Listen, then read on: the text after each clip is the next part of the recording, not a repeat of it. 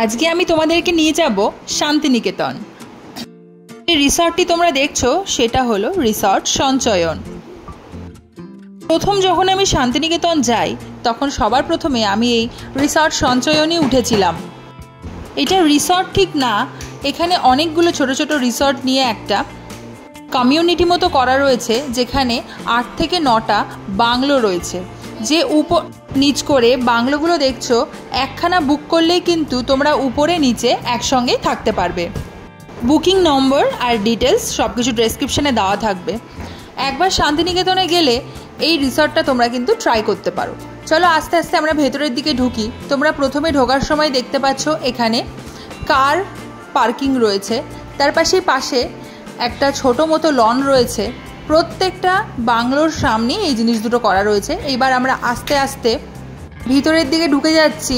নিচেই রয়েছে সুন্দর একটা ডাইনিং প্লেস, তার সঙ্গে একটা সিটিং এরিয়া, তার সঙ্গে আবার কিন্তু কিচেনও রয়েছে।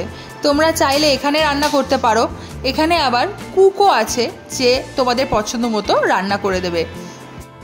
নিচে সোফা কাম বেডের ব্যবস্থা রয়েছে। তোমাদের সঙ্গে যদি আরও ড্রাইভার আর তাছাড়াও কিছু লোক আসেন, তারা কিন্তু নিচে আরামসে অ্যাডজাস্ট করতে পারবে।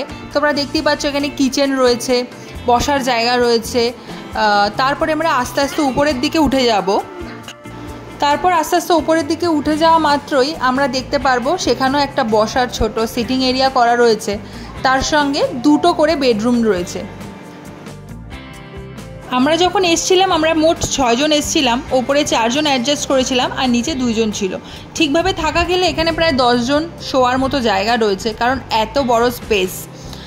আর তাছাড়া তারপরে এখানে সোফা কাম বেডও রয়েছে, যেখানে তোমরা আরামসে অ্যাডজাস্ট করতে পারবে। এবার এই দরজাটা খুলে দেখো, তোমরা একটা ব্যালকানি পাবে। ব্যালকানি থেকে কিন্তু ডিরেক্ট একদম সোনাঝুরি বনটা দেখা যায়। এখানে কিন্তু সামনেই একদম মেলা বসে, যেটাকে তোমরা সোনাঝুরি হাট বলো।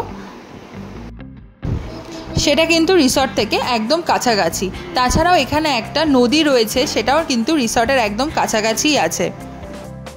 রুমগুলো তোমাদের ঘুরিয়ে দেখিয়ে দিলাম। 2টো করে এরকম রুম রয়েছে, তার সঙ্গে অ্যাটাচ টয়লেট।